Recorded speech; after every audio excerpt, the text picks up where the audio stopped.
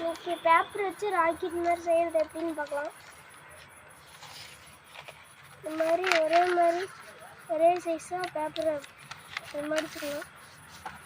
இதே மாதிரி மடிச்சுக்கணும்.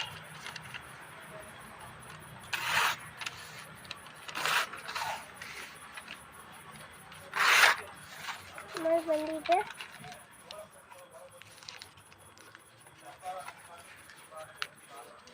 இதே மாதிரியே சுருட்டி